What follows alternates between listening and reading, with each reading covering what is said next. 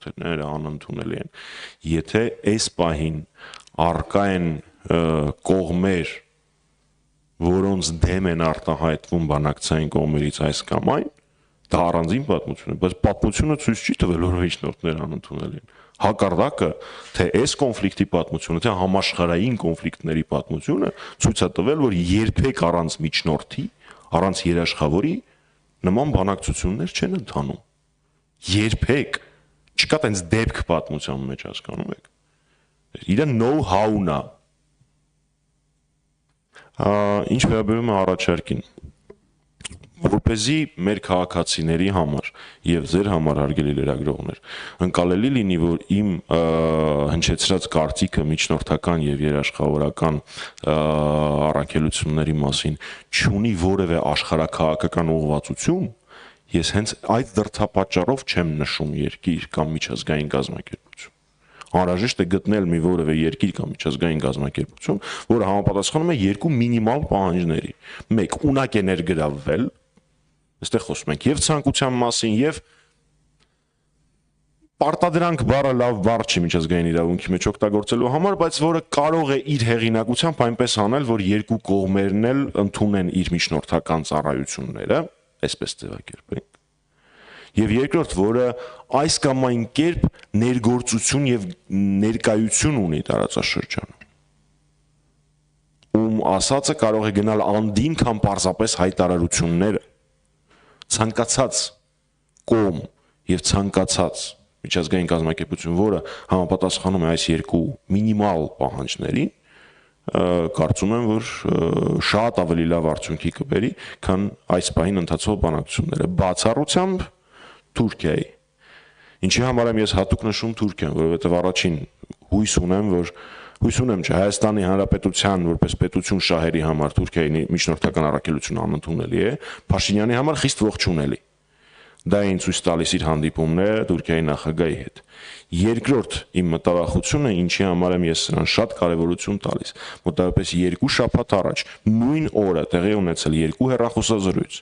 Առաջինը ԱՄՆ պետքարտուղարը զրուցել է Նիկոլ Փաշինյանի հետ,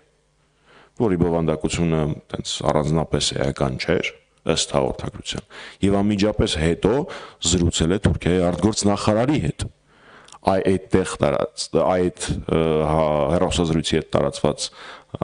հետ կապված տարածված հաղորդագրության մեջ կա մի շատ հետաքրքրական կետ, որ ԱՄՆ պետքարտուղարը խնդրել է կամ առաջարկել է, որպեսզի Թուրքիան աջակցի Ամերիկայի Միացյալ Նահանգներին հարավային Կովկասում խաղաղության հաստատման հետ կապված։ Երբ դու կապում ես այդ երկու իրադարձությունները, ստանում ես, որ այն ինչի մասին մենք մի քանի ամիս առաջ խոսում էինք, որ Փաշինյանը դեմ չի, որպեսզի Թուրքիան լինի միջնորդ հայ-ադրբեջանական հարաբերություններում, արդեն իրականություն է։ Սա պարզ տրամաբանություն է։ Այնպես որ այն երկիրը, որը ունակ կլինի եւ ունի տարածաշրջանում ներկայություն, ունի ներգործության լծակներ, եւ երկրորդ այն երկիրը, որ կարողանա ապահովել երկու երկրների ներգրավվածությունը այդ բանավեճում։ Ես հատուկ չեմ ասում որևէ երկրի անուն, որպեսզի ասածից աշխարհաքաղաքական ենթատեքստ չտամ, որը իրականում չկա։ Պարզապես միջազգային իրավունքի, միջազգային հարաբերությունների շատ համեստ նույնիսկ գիտելիքները թույլ են տալիս երաշխավորված ասելու, որ չկա այլընտրանք միջնորդով կամ երաշխավորով բանակցությունների։ Դա պարզապես պատմությունն է ասում։ Սիվիկեյամ, խնդրեմ։ Մամիջանյան, դուք խոսեցիք միջազգային երաշխավորի միջնորդի մասին, բայց միևնույն ժամանակ բոլոր են հանդիպումները, հեռախոսազրույցները հենց դուք ինքներդ էլ նշեցիք Միացյալ Նահանգների կարևոր ղեկավարության ներկայացուցիչների հետ, միշտ փորձում եք նսեմացնել դա, այսինքն ինչ եք այդպես անում։ Անկարևոր են արդյոք այդ զրույցները, հանդիպումները։ Դուք ներկա եք, ես որ նոր խոսում էի։ Թվում է ուրեմն ձեր հարցը այդքան էլ էական չի, ես նսեմացնելու մասին որևէ բան չեմ ասել։ Ես ասել եմ,